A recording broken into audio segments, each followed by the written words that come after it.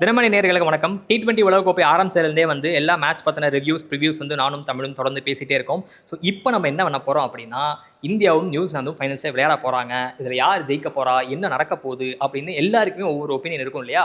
இருக்க ஆஃபீஸில் நிறைய பேர் ரொம்ப சின்சியராக வேலை பார்த்துட்டு இருப்பாங்க. சிலர் ஹெட்ஃபோன் போட்டு வேலை பார்க்குற மாதிரியே நடிச்சுக்கிட்டு இருப்பாங்க. அவங்க எல்லாத்தையுமே போய் நம்ம தொல்லை பண்ணி யார் ஜெயிக்க போகிறா, நீங்கள் என்ன நினைக்கிறீங்க அப்படின்னு நம்ம போய் கேட்க போகிறோம். வாங்க போகலாம்.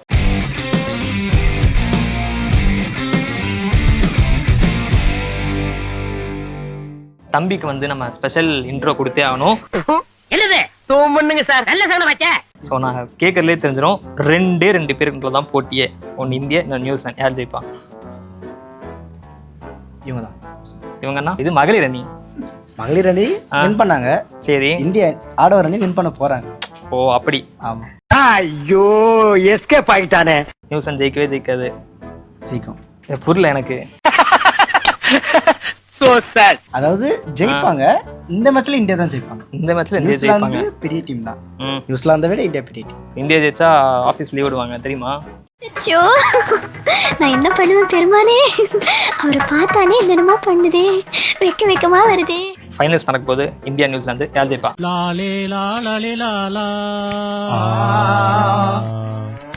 இந்தியா தான். இந்தியா ஜெயிக்கும். நல்ல டீம் தானே தம்பி.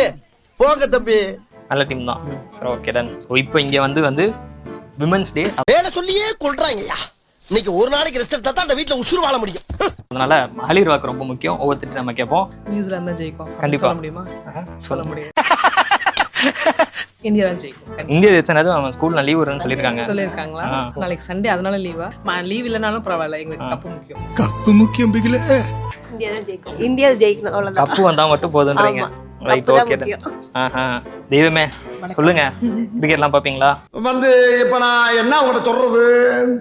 எப்போவாச்சும் இந்தியா தான் ஜெயிக்கணும்னு எல்லாருக்குமே ஆசை இருக்கும். ஸோ நியூசிலாந்துலாம் ரொம்ப பயங்கரமான டீம்லாம் பயமுறுத்திட்டு இருக்காங்களே. என்ன இவன் ஏடா கூடமா கேள்வி எல்லாம் கேக்குறான்?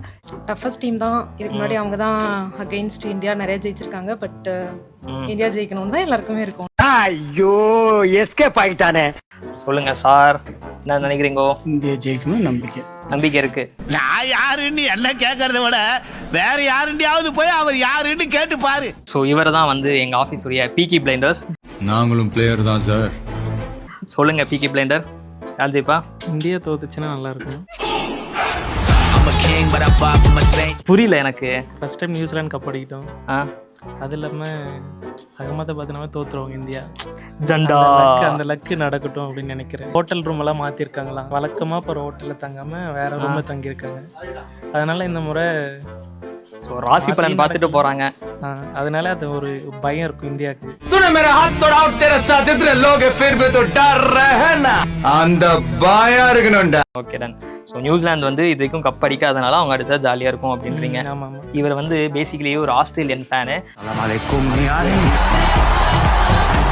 ஸோ அதுக்கு பக்கத்து ஊர் அப்படின்றனால நியூசிலாந்துக்கு சப்போர்ட் பண்ணுறாருன்னு நினைக்கிறேன். ஸோ மேட்ச் வேர்ல்டு கப் முடிட்டு இவர் நம்ம கவனிச்சுக்கலாம். 110 கிலோ வெயிட் தூக்குற அந்த லாரன்ஸ் ஒன்னு அடிக்கிறது பெருசு கிடையாது.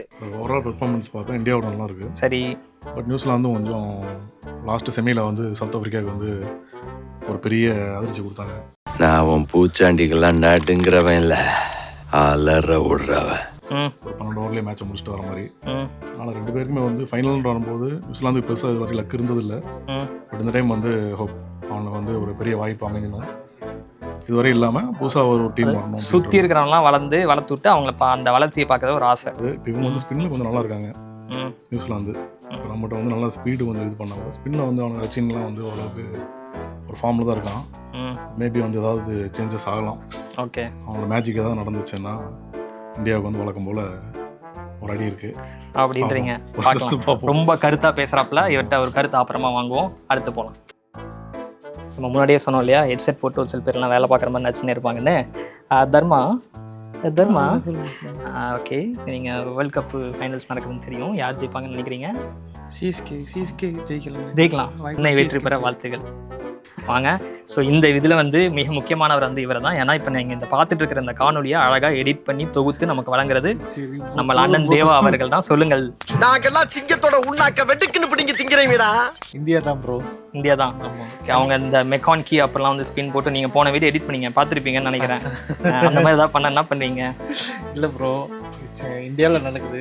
ஸோ இந்தியாவில் நடக்குது, ஆனால் மேட்ச் அகமதாபாத்தில் நடக்குது. அகமதாபாத் வரலாறுலாம் தெரியும்ல, தெரியும். இருந்தாலும் நம்மளுக்கு தான் ப்ரோ வாய்ப்பு அதிகம். செகண்ட் டைம் கப் அடிக்கிறோம் ப்ரோ. வரலாறு படைக்கிறோம் ப்ரோ. கிரிக்கெட்டை நம்ம ஃபாலோ பண்ணுறது இல்லை. அதனால் யார் நல்லா விளாட்றாங்களோ அவங்க ஜெயிக்கட்டும். ஓ, நல்லா விளையாடுறவங்க ஜெயிக்கணும். இவர் பெரிய கேடி நாயுடு. என்னுடைய பாயிண்ட் ஆஃப் வியூவில் இந்தியா தான் நான் ஜெயிக்கணும்னு நினைக்கிறேன்ப்பா.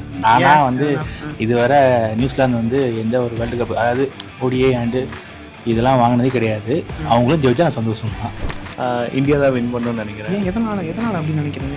ஏன்னா வந்து இந்தியா வந்து பவுலிங்லேயும் சரி பேட்டிங்லேயும் சரி நல்லா ஸ்ட்ராங்காக இருக்காங்க.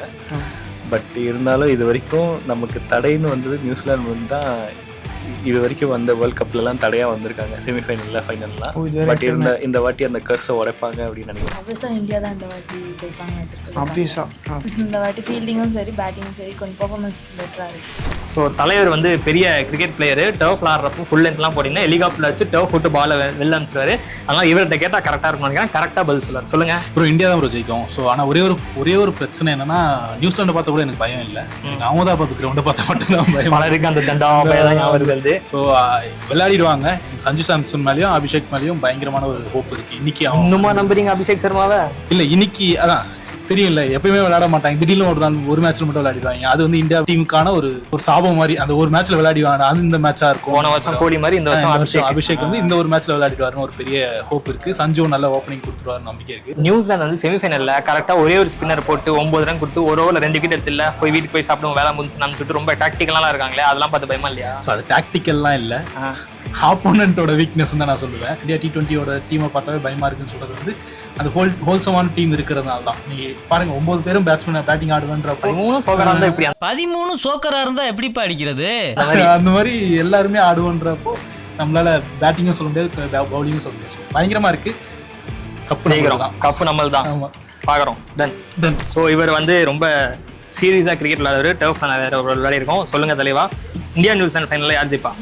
இந்தியா தான். கண்டிப்பா நியூசிலாந்து மாதிரி எப்போ வந்தாலும் இந்தியாவை ஸ்டாப் பண்ணிட்டு போயிடுவாங்களே ICC டோர்னமெண்ட்ஸ்ல. அப்படிலாம் இல்லை ப்ரோ. இப்போ நிறைய பேர் இப்போ ஆடுறாங்க. ஹெட்ஃபோனை கழட்டிட்டார் அவ்வளோதான். சொல்லுங்க. இப்போ நிறைய பேர் ஆடுறாங்கல்ல. இப்போ சஞ்சு சாம்சன் இருக்கா, ஃபார்மில் இருக்காரு. அதுக்கப்புறம் பார்த்தீங்கன்னா ஹார்திக் பாண்டியா ஃபார்மில் இருக்காரு, அப்புறம் ஃபார்மில் இருக்காரு. இந்த மாதிரி எல்லாருமே ஃபார்மில் தான். 3 பேர் தான் சொன்னீங்க. எல்லாருமே ஃபார்மில் தான் இருக்காங்க. நல்லா போதும். ஓகே. அதெல்லாம் இந்தியா தான். அகமதாபாத்தில் நடக்கிறனால பயமா இல்லையா? அதெல்லாம் எதுவும் இல்லை. ஜண்டா அப்படிலாம் இல்லை. ஓகே டன், பார்க்கலாம். இவர் வந்து நமக்கு கொஞ்சம் நெய்பர்ஹுட் சொல்லுங்க. நெய்பர்ஹுட் யார் ஜெயிப்பா? நெய்பர்ஹுட் இந்தியா நியூசிலாண்டில் யாருக்கு மேட்ச் நடந்தாலும் ஜெயிக்க போகிறது தோனி தான். தோனி தானா? இந்த புரியல எனக்கு தெரியாது. கிரிக்கெட் பார்க்க மாட்டேங்க. நீங்க ரிட்டையர் ஆகிருக்கீங்க 2013 அப்புறம் நீங்க கிரிக்கெட்டே பார்க்கறது இல்லை. வேலை பார்க்குறோட சரி. அதுக்கப்புறம் cricket. This is an unwanted statement irrelevant to the current situation. யார் ஜெயிப்பா இந்தியா நியூசிலாண்டில்? இந்தியா ஜெயிப்பாங்க பிலீவ் பண்றாங்க.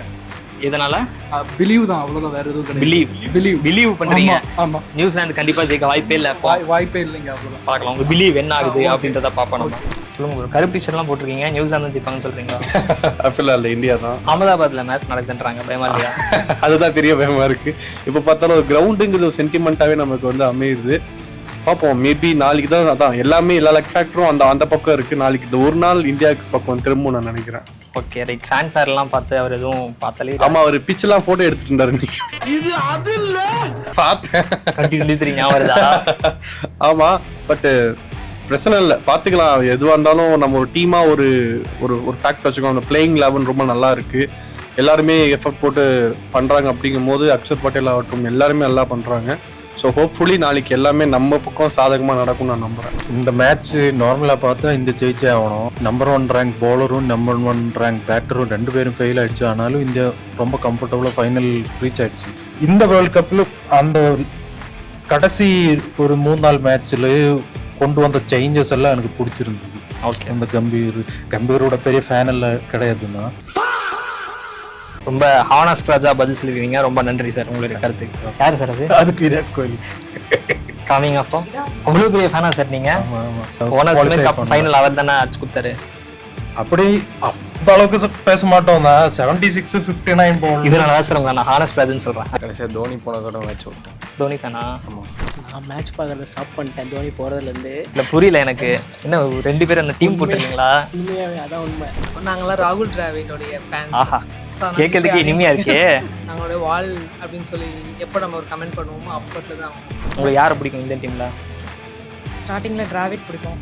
ஆஹா, என்ன அதுக்கப்புறம் தோனி இருந்த வரைக்கும் கொஞ்சம் மேட்ச் எல்லாம் பார்க்கறது உண்டு. சரி. அதுக்கப்புறமா சில கமிட்மெண்ட்ஸ்னால இப்போ ரொம்ப பார்க்க முடியறதில்ல. எனக்கு பிடிச்ச பிளேயர் தோனி தான். தோனி தான்.